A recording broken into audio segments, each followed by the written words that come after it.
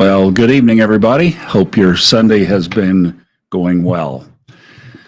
I'm a little bit, I had to make an adjustment. I like cool weather, and it's been cool here, so I haven't turned on the heater. And I wanted to just kind of knock the edge off of it tonight. So I turned it on and it came on for maybe, I don't know, 3 minutes, 4 minutes. I was doing other things. And then it stopped, but it didn't come up to the temperature that I had set. So I fooled around with it a little bit. And then I just went out in the garage just to take something out there. And I smelled kind of, like smoke kind of thing. So I ran upstairs real quick and got a smoke detector and stuck it in the garage just in case.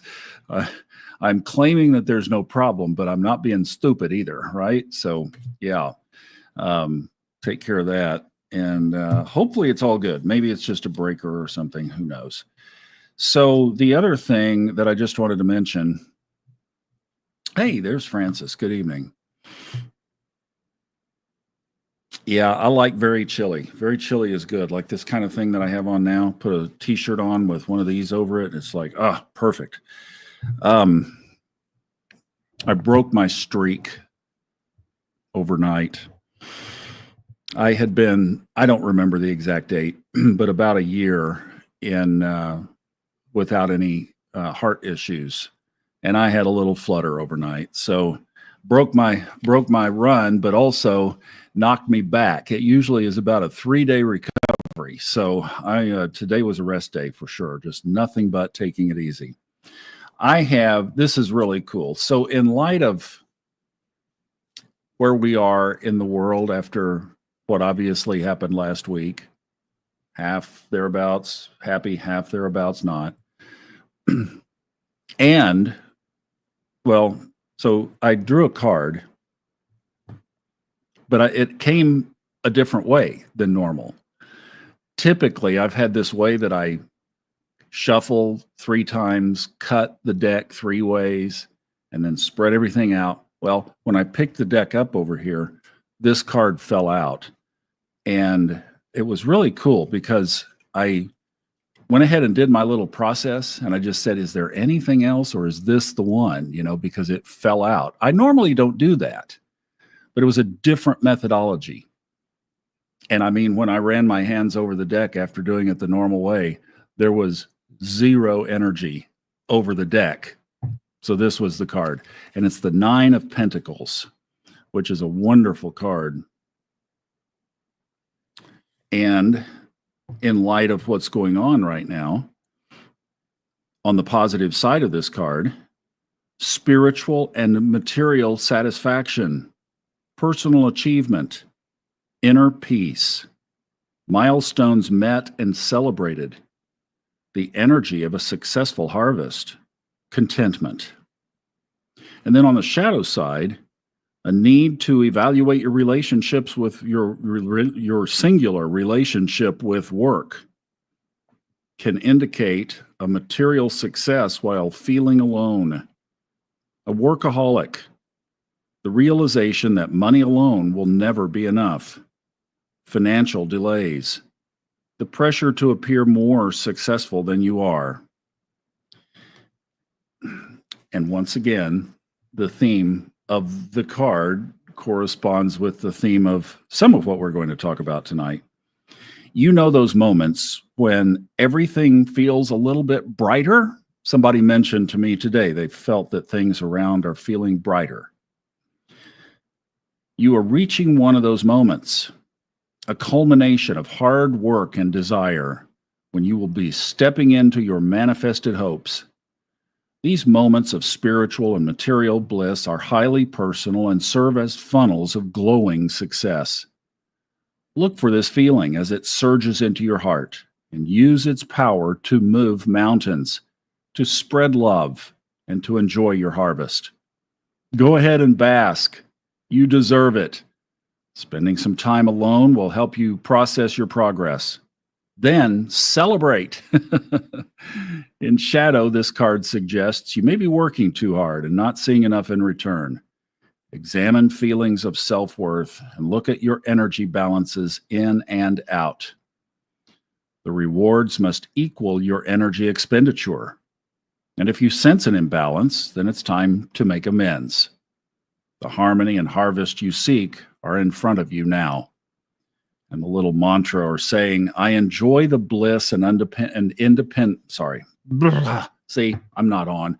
I wasn't on playing golf yesterday either. I enjoy the bliss and abundance that I have sown. Boom. There we go. Got it out. All right. Well, that is awesome. And that is, first of all, a message to self, because I feel like I've been working pretty hard and spinning my wheels in a mud pool, but trying to make forward progress. And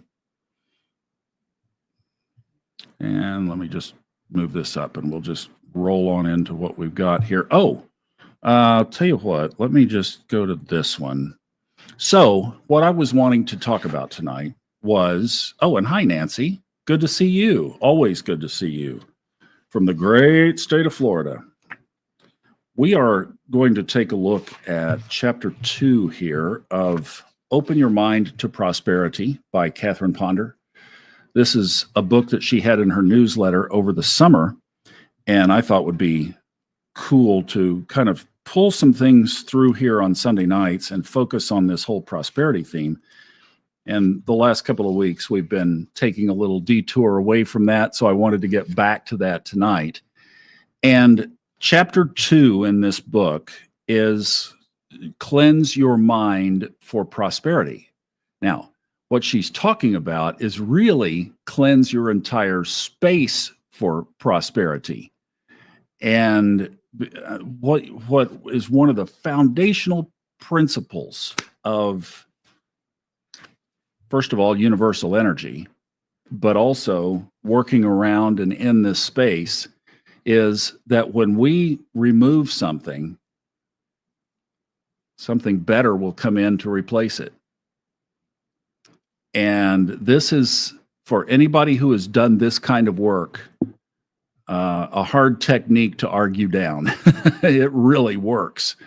So let me show you just some areas here where we can open up for prosperity.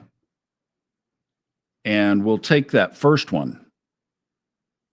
I'm going to go through all of these just real quickly, and then we'll do a meditation here. But opening our mind, cleansing our mind, you know, it's like the cards. That was why I was like so excited that that card fell out, because I never do it that way. I have in my mind that you're supposed to do it this way. But when the card fell out, I mean, I could have instantly shoved it back in the deck and then would never have known which one it was. But by observing a different way of doing things, I held on to that card. I set it aside and I said, okay, let's just see if this is that the one for tonight, or is something else out there? So this idea of clearing or cleaning our mind is removing old beliefs that don't work. When I started the Fun Astrology podcast, 2013, one of the early episodes was a 3-part series on beliefs. And beliefs are something that we create. Well, sometimes they're given to us by our family, by school, by other things. But eventually we grow enough into life that we've seen a few things here and there. And then all of a sudden, the beliefs that we still hang on to are the ones that we put together in our own system for ourselves. And this can be any kind of belief, not contained to a spiritual belief or a physical belief or belief about the world or anything else. It's just our belief system is something that at the end of the day, we construct. And the idea is that because we constructed it, it's something that we hold on to tightly because it's ours. It's like, I'm not giving up my beliefs because those are mine. I came up with them. But what if I believed firmly that that card could not be the one and shoved it back down in the deck? And that was a message to me as much as anybody. Like, look at both sides of the energy. Are you working too hard, or are you allowing things to flow? And that might have been what contributed to the heart issue as well. Not allowing things to flow, just keep pushing, pushing, pushing. So let's see what everybody's chiming in here. Hey, Kathleen, good to see you. Thanks for joining us tonight. Oh, when they jump out. Yeah. Jumpers. That's good. I like that. Yeah, jumper. We had a jumper tonight. The 9 of Pentacles. But, you know, that little metaphor can extend over everything, because we get fixed on things in our mind and we become unbendable and we hold on to them. And a lot of times the universe is asking us to reconsider things and open up to new ideas and release old beliefs. That's the whole story of the 300 and something episodes in the Subconscious Mind Mastery podcast, is my story through that transformational process of literally erasing an old belief system and taking it to a white piece of paper with nothing on it and saying, I'm going to have to reconstruct this. I'm going to have to rebuild whatever that was into something, whatever I want it to be. So that's one, is clearing our mind of everything in this theme, is clearing our mind of things that don't serve. When I moved here in the spring here, is anybody from Australia? I'm not sure. Hey, Melissa. But when I moved here in March, I didn't have time to cull stuff, especially what I had that was outside stuff or garage stuff. And now I have a garage. And so a lot of stuff out there still needs to be gone through. The room when I went up before we started to get the smoke detector is kind of my equipment room up there. Video and audio equipment, books, my astrology collection is up there. And that all needs to be gone through. And I'm going to do it now that the weather is cooler. So that's a project that's imminently ahead. It's that kind of thing. Get rid of the stuff that I'm not using. I'm going to go out there, and whatever I have not used in whatever X period of time, I'm going to get rid of and clear out. And Catherine Ponder uses in the example that somebody was clearing out an old drawer and they found a sizable check in the drawer that hadn't been cashed. So, you know, it's like there's all kinds of little surprises that come up when we open up our space. So the first place that we're talking about is opening up our mental space, releasing fixed ideas, releasing old beliefs, being open to new ideas and new thoughts. And I think maybe this is where we are with what has happened in the United States, is maybe, possibly, could this turn into some kind of spiritual renewal? So we'll see on that. Oh, my man. Yay. Glad you're here. Johnny Paycheck from our YouTube channel. And my best regards to your beautiful bride as well. Thanks for joining. I hope she's with you. So opening up to these, to removing things that don't serve. That's basically the theme. And we can go right down the list. So if we are willing to cleanse our mind, then the next thing we can do is cleanse our space. And that was exactly what I was just talking about. You know, a cluttered space has tighter energy than an open space. And I have walked through here and I'm starting to pile things up in a certain area that I will deal with as the days go by. And it's like, wait a minute, this doesn't need to be out. This doesn't need to be out. I want this away. And sometimes I'm going to look at that and say, I don't have a place for you. And I'm going to throw it away. I'm going to get rid of it. So that's opening up that space for other things to come in, not other stuff. I don't want more stuff.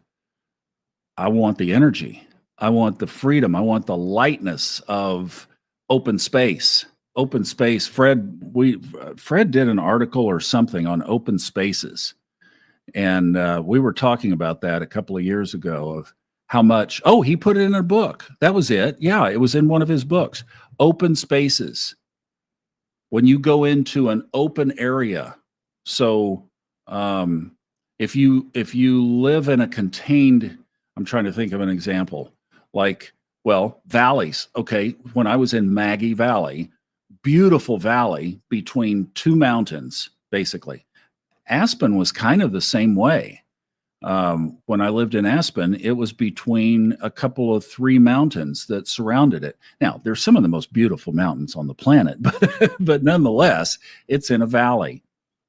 And when you are in the valley day after day after day, and then you go out, and all of a sudden, the sky you can see from horizon to horizon, and you can see the stars at night, like in Maggie. One of the things that I didn't like there was that without driving a good little ways, I couldn't see the sky at night. So when planets were available, I remember when Uranus could be seen, I had to drive down to the lake to find a vantage point that was good.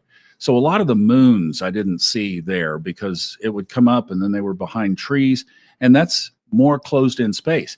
I loved it. It was a wonderful little cocoon. It felt safe. It really did. It felt secure and protected, and you were in the trees, and the air was so beautiful and was filtered through all of the processing that trees do when they breathe oxygen and release for us very clean and pure air. All of that was right in the middle of it. It was shaded, so it never was very hot. I loved that. But at the same time, closed in space. So different energies with that. But when you clean things out of your space, it opens up energetically for new things to come in. So it's a great, great thing to do. Another one, the concept of creating a vacuum. And I'm seeing that Mexi is here. That's great. Yay! So glad you're here too.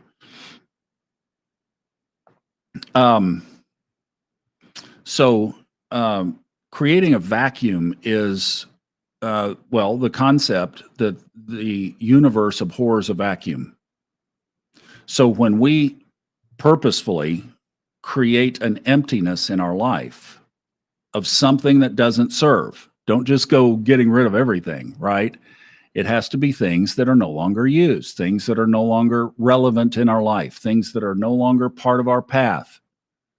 And when we do that and go through and remove those things, that creates an energetic vacuum. And the idea is that the universe abhors a vacuum. So a lot of people I know practice a spiritual exercise of getting rid of something and then setting an intention for what is going to replace it. But it's almost like the trade-off is, well, if I get rid of this, then universe, God, source, bring in this on my behalf, if that's your will, if it may so be. But yeah, that's the idea, is open it up. And by creating a vacuum, then trust the universe to fill it. Truly, those of you who have done it, I know a lot of you have stories. It is an amazing process when you go through it and you realize how fast it happens. I mean, it's one of the fastest tricks in the book as far as bringing things into your life without a lot of effort. It is, truly. All right. And then another one that she has as a subsection in the book is to clear both expensive and inexpensive items. I was like, and I thought about, should I include that? And then I read the little section, and basically what she was saying is it all boils down to attachments. That sometimes we are reluctant to get rid of something that we paid a lot of money for a long time ago. It's like the value of it today would be nothing, right? But back then it was, and it meant a lot to us, and we spent good money for it. So to say, oh, casually, I'm not going to throw that away. I'm not going to get rid of that because that was expensive. Or lessons in our life are expensive sometimes, aren't they? But those are lessons from another time, another phase, another era that were meant for that time in our development. So, from the lessons learned, as we have built them into our life and then used them and grown through them, the part that doesn't serve, we can release. I mean, that doesn't have to be a part of our psyche or a part of our consciousness anymore. So, it's physical and it's spiritual, emotional. Um, but the idea of don't get attached to something that is quote unquote expensive or something that is inexpensive. Oh, I don't want to get rid of that because, it's just a cheap little knickknack that I use sometimes, you know. Well, the idea is still just don't get attached to anything because of its perceived value. Be attached to what is giving you value here and now, not what did in the past, not what you think might in the future, but what's just right there now. That's what she's saying. That's the idea of both inexpensive and expensive items. Boy, order. I was reading this one just a few minutes before we started. And what she's talking about here is divine order. So, some of Catherine Ponder's affirmations are everything is in divine order in my life now. So, as we think about divine order, the idea being that from a spiritual basis, I realize that when things are not in good order, that's not the best reflection of the divine. Bottom line, really, it's that we have our house in order. Doesn't mean that it has to, this is an interesting point. I have a cousin. I have four, never mind. A few remaining cousins. And one of them, her husband is, football's been on today, right? Her husband is with Fox Sports and works with one of the crews, and I don't know which one, but works with one of the crews as a statistician. He's a brilliant left-brained genius, basically, with a memory like a steel trap. And a great, really cool guy, too. And this is his 47th year with the NFL doing these games. He was with Madden. He worked with John Madden for a while until Madden changed and went to another network. So just a brilliant guy. But if you walk in his office, I mean, it looks like if you just went through here and pulled everything over and spilled and papers everywhere and stacks and piles and all of that. And yet, if you ask him for the paper about the Chicago White Sox from 1982, he would walk over to that pile and pull out that piece of paper and hand it to you. I mean, it truly is like that. To him, what might be perceived by others as chaos is to him organization. So it's not what the organization is to somebody else. It's what the organization is to you in your way of being and having things that are in your life. So when we think about divine order, oh boy, have you ever been through? So that's physical order, right? Physical order is bringing our environment into a place of organization and symmetry.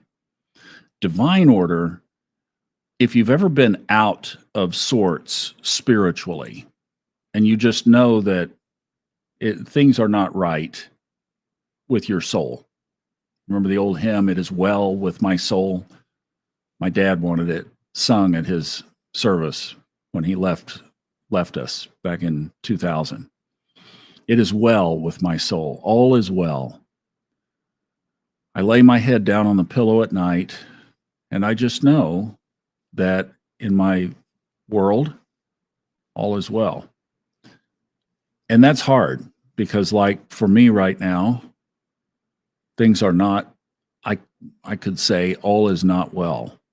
And it's related to what happened when I was traveling here and the divisions and everything. And yet I feel like those are choices of others that in divine order, I can't do anything about. It's their choice. If we go to an ice cream shop and you say, what flavor would you like? And you choose banana peach or something, I'm like, hey, that's your choice. And I don't have to agree or disagree with it. It doesn't matter. It's your choice. And that's a fundamental right for you to be able to choose. But if it puts my life out of order, like this situation has, then sometimes when you lay your head down, you think, man, I sure wish that this would be different. Couples who are fighting, same thing. Shows up a lot in relationships, doesn't it? So within that, then we come back and look at, well, where am I in this? And when I look at that, and I've looked at it extensively in my situation, and I've tried to look at it through not their eyes, but the lens of Scripture, which is kind of the basis of some of the whys. And when I go back and look at it, I don't see that, like my alignment, I think is pretty good. I don't know, so divine order, again, it's just like the office that is uniquely arranged and yet orderly. The divine order in the spiritual is something that we have to kind of work through ourselves and determine if we are right or not. And I think the other part of that one is just to be willing to do the evaluation. And that would be the sum of that. Releasing is one of my favorite topics. Just letting things go. I've had to find myself doing that over and over and over since my move. There are things that I don't prefer, and I've had to react, feel the disconnect from what I would prefer, but then look at the big picture of all the things I do like and do prefer, and come to that balance of just releasing the rest. Dallas was really my practice ground for this. I mean, that's where I really had to deal with it. Reacting to the weather, the heat there, reacting to the traffic there, reacting to the congestion, reacting to all the negative things that had happened. And finally just literally said, I am accepting it all. This is my home. And I'm going to be okay with it. It has one of the best airports in the world for connecting to places. And I just said, I'm going to use the airport and I'm going to stay right here. My kids are here. This is where I'm going to be. And I'm telling you, within about 6 months of that decision, I was skiing in Aspen, Colorado. I'm not lying to you. I am not kidding. It was the release that let me go. When I finally got to the point of just saying, I am going to accept it. This is where I'm going to be. Then I wasn't. Very quickly. And it happened miraculously. So releasing is just a really big deal, whatever it is. And when you feel like how do you tell what you need to release? When you're holding on to something really tightly. When you're holding on and if this is, I just traveled for the first time in quite a while. And probably it didn't do me well because I think the episode overnight was probably related to or started from that trip. So I'm going to have to really evaluate that part for me in the future.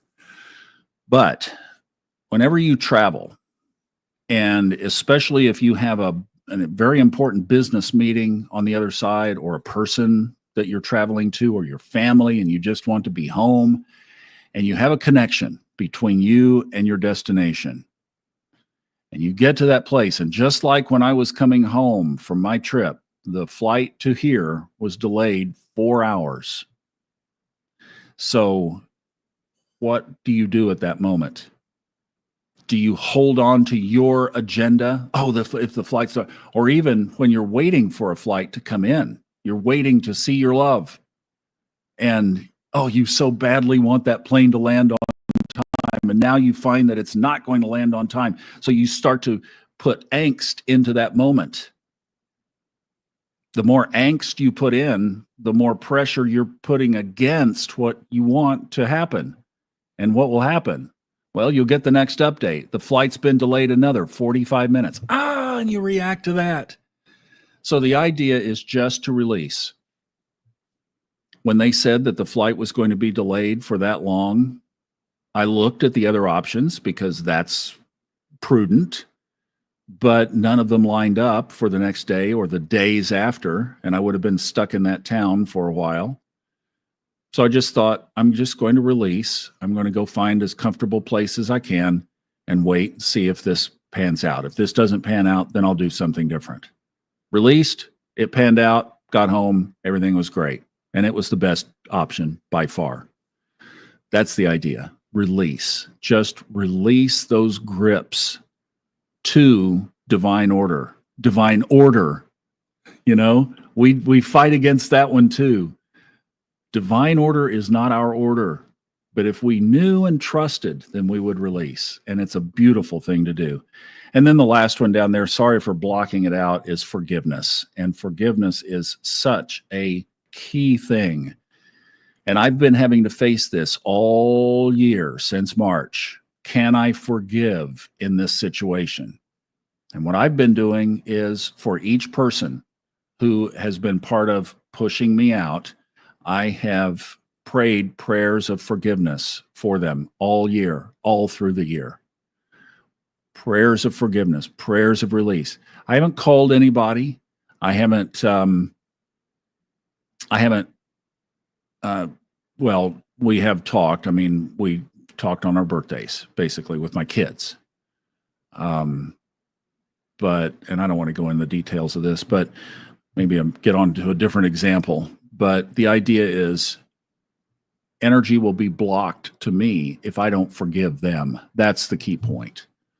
Things will be blocked in my life if I harbor and don't forgive and can't let it go. And I know for those of you who are thinking, you realize, and even in this situation, yeah, but where are your boundaries? And that's a very good point, because when we get into this whole topic of forgiving other people, we think, oh, does that mean that I become a doormat? Or does that mean that I allow them to run over me? Or does that mean that I don't hold to my values? Like, if their values are quote unquote lower than mine and they want me to be down here, am I willing to come down here? You know, and the other thing too, and this happened to me a long time ago in church.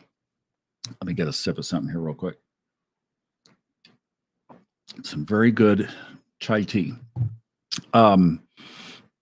Something happened a long time ago where the pastor suggested that I contact somebody and ask them to forgive me for something that wasn't even in the space, wasn't an issue.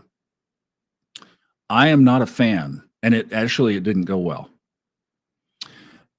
I'm not a fan of just blanket throwing yourself down in front of, oh, will you forgive me? Oh, will you forgive me? Will you forgive me? Will you forgive me? We get on this kick.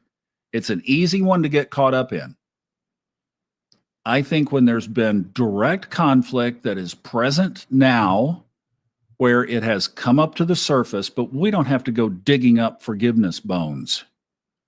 We really don't. Just move on. If it's back there, then leave it back there. Let the dead bury the dead. If it's present there now and it's blocking something now, then yes. And we need to look at, do I need to change something here? Maybe you changed it 7 years ago. Well, there's no need. I mean, unless it comes up, in my opinion, there's no need to bring up what doesn't exist. Let sleeping dogs lie. As long as you've dealt with it. But forgiving is one of Catherine's primary tenets of the prosperity work that she did, that originated there in Birmingham in the late 50s. Forgiveness was a huge one as that group came together and realized the key ingredients to having prosperity in their life. And we are at a point in our world and in our lives where we um what this election from last week, our nation was divided, and some people are not happy and some people are elated. And my advice is, don't put your confidence in a person.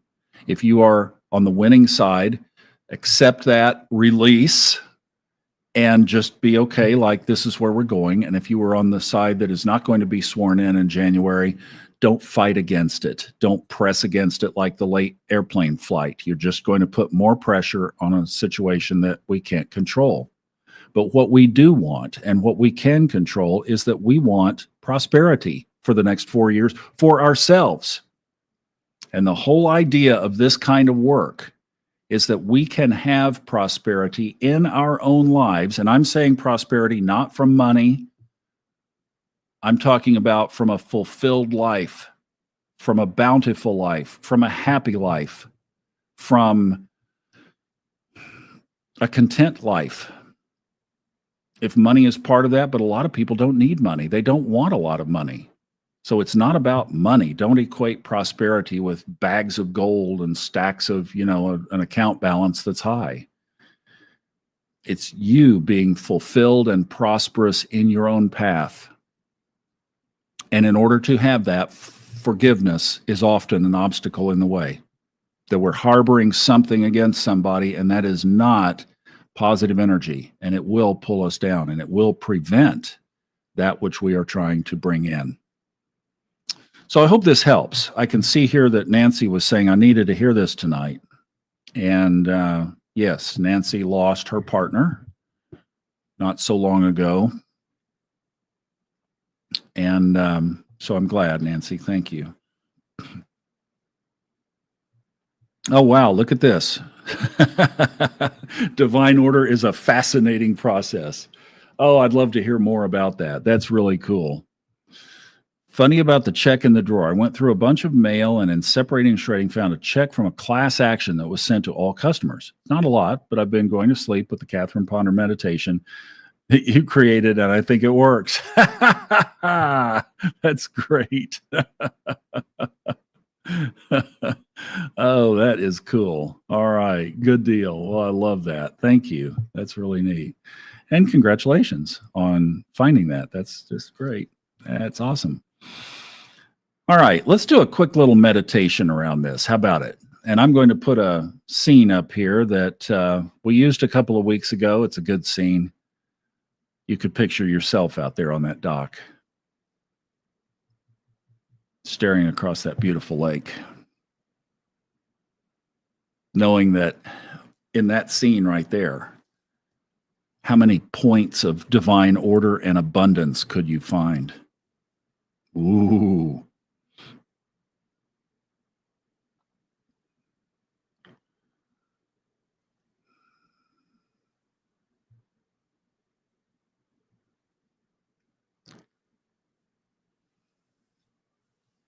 Let's just take a big exhale, close your eyes if you'd like, or focus on that scene. Maybe those mountains or that water is drawing you. Just relax. It's all going to be okay. I like what Francis just put in the chat. Trusting that the universe will supply what we need to fill that empty space is so important.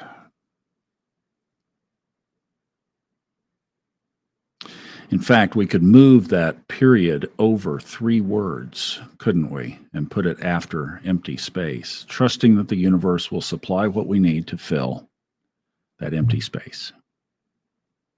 And yes, it is important.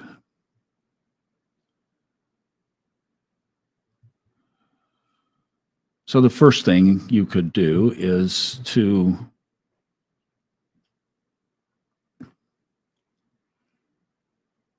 think of where you are in that spectrum of divine order.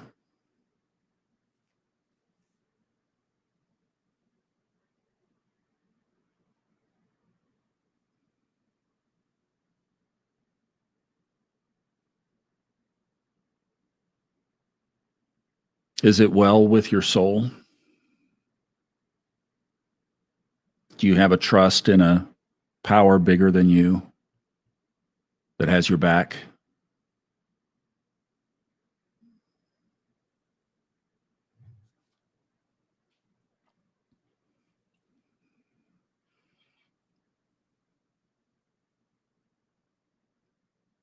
If so, great. If not, what could you do to change? What would make it better?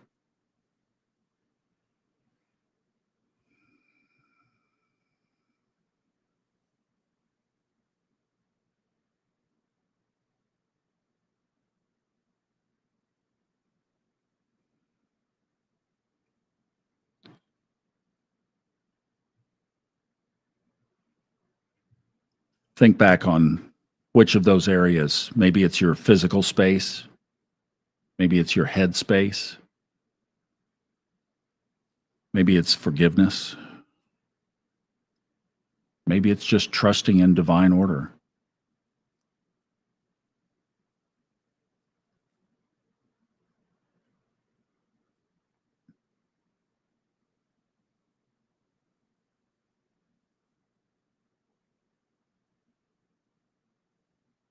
Think about if there's one of those things that you heard tonight that would be a good next step to change, to shift, to readjust in your own life.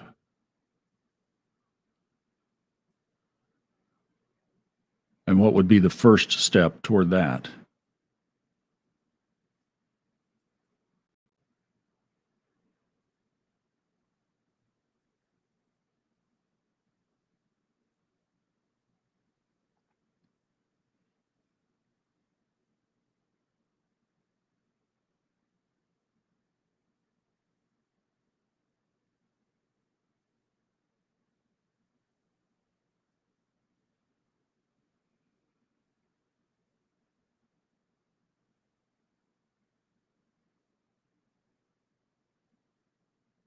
And then what would be the ultimate goal?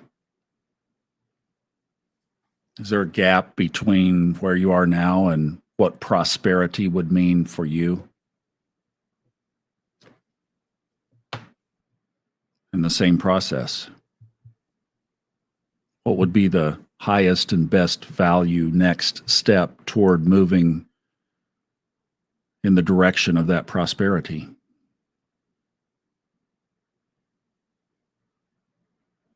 What would it take for you to start? This is the path. This is the journey. This is how it works. And then I would say, as we wrap up, what would be your level of commitment to the change?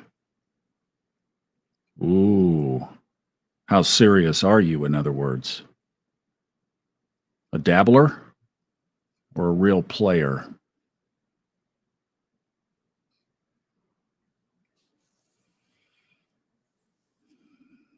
How bad do you want it? And what are you willing to do to get it?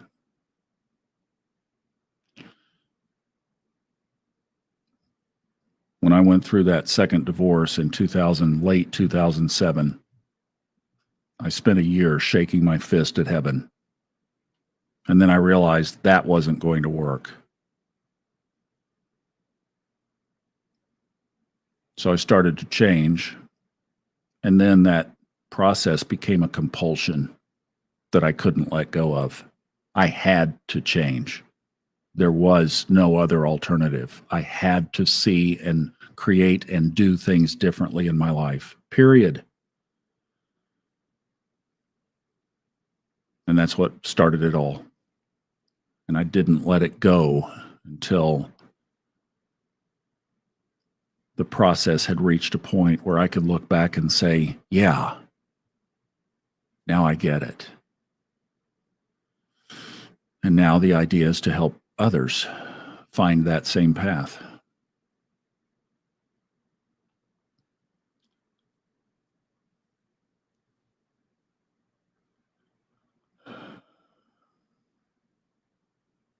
So as you think about what that would be for you, wherever you are on your journey, maybe it's celebrating a lot of hard work already done. Maybe it is passing it on and mentoring others. Or maybe it's rolling up your sleeves and being passionate that there has to be some kind of change.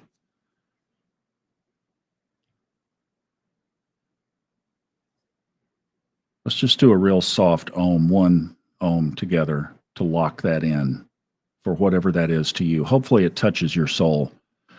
It's a very high vibration sound. And let's create it together. If you can, wherever you are, if you can do it out loud, great. If not, you can just enjoy this. And that will be bringing this in to our own heart, to our own soul. Good breath in to get a good full set of lungs.